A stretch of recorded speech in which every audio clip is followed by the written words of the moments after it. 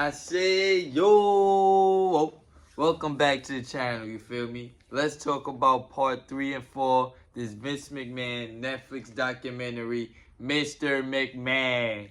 Now, I said I was only going to review them at 2 at a time. Where we left off at the end of part 2, Hulk Hogan was talking about how he was served to go to court to testify against Vince McMahon. If he didn't do that, he was going to have to go to jail for 17 years. He never said why he was going to have to go to jail for 17 years, but they made Hulk Hogan take the stand, you feel me? Hulk Hogan gets on the stand, and he does not rat out Vince McMahon. Gangster, he hold water. Hulk Hogan says Vince McMahon never told me to take steroids, never told wrestlers to take steroids, none of that. Never did none of that, you feel me? He makes the court look like fools. Look like fools right now, you feel me? They thought they had Vince McMahon down for starting steroids. They thought Vince McMahon was going to go down forever. Hulk Hogan really held water, and he was their star witness. So he had no case after that. That's pretty much all they talked about in part 3. And part 4, though, this is where we get crying Bret Hart. That's why I got on my pink, you feel me? Whiny, bratty Bret Hart, bitter Bret Hart, whatever you want to call him is back, bro. Oh my God. You talk about an ego. Bret Hart has one of the biggest egos in wrestling. Ever, bro. Everybody thinks he's so humble. Oh my God, I like Bret Hart. He keeps it so honestly. No, he only puts over Bret Hart. That's the only person he does. Bret Hart only puts over Bret Hart and The Undertaker from time to time. Other than that, bro, it's only me. You feel me? He talked about how WWE was damn near in a shitter with the steroid trial. Hulk Hogan going to WCW. He's like, hey, I had to pull a knife out the sword, out the rock. Like, Bret Hart was the only guy to come save it. Oh, my God. Like, Bret Hart, bro, relax. Relax, bro. You hold grudges against everybody. He's still mad about the Montreal screw job. Still mad about Goldberg injuring his career. Like, bro, you just be crying and whining, bro. Oh, my God, bro. Somebody give Bret Hart a bib. Oh, my God. You know they had to talk about Montreal. You know they had to talk about that. Before that, they talked about Wendy Ricker and how she got screwed against the Fabulous Moolah years ago. Like in the 70s or 60s or something. They screwed her out the women's title, a fast count. Then made the same way they was going to do with Bret Hart and Shawn Michaels. Now, they talked about the curtain call. They always going to talk about the curtain call. One thing I didn't know was Stephanie McMahon was in Madison Square Garden that night. That's crazy. That's crazy. Stephanie McMahon was in the Garden that night. They did the curtain call.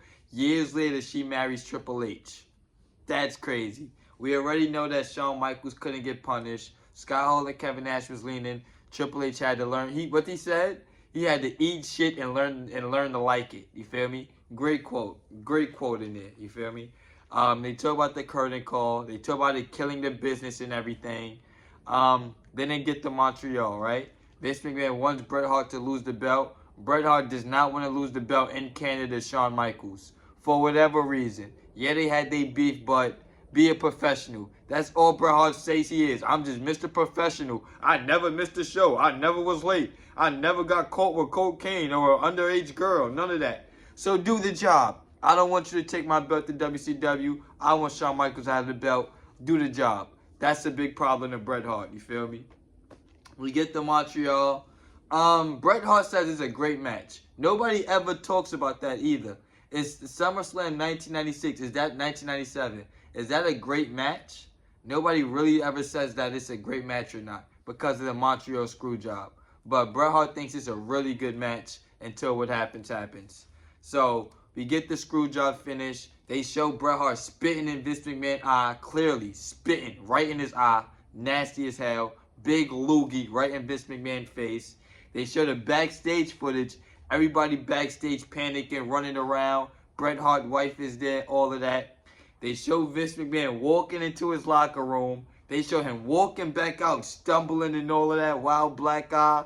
Like, this was good. This was good. They talk about WCW killing them for 83 straight weeks. Shout out to Eric Bischoff. That was a fire segment too. 83 straight weeks? 83 weeks? 82 or 83? Maybe it was 83 straight weeks. That was fire. That was fire. You feel me? To me, part 4 is the best episode. This was the best episode so far. And now they lead into being the Mr. McMahon character for episode 5 and 6. I can't wait for that. I cannot wait for that. Mr. McMahon is easily the best heel character in WWE history. Easily. And then I guess number 6 is going to be where all the allegations come out and then certain people's going to talk about it or whatever. I seen Stone Cold Steve Austin says he doesn't believe in CTE. That's wild. I didn't see the whole video yet, but that's wild. You feel me? Stone Cold doesn't believe in CTE. You feel me? Never meet your heroes, because that's kind of stupid. That's kind of stupid. I ain't gonna lie.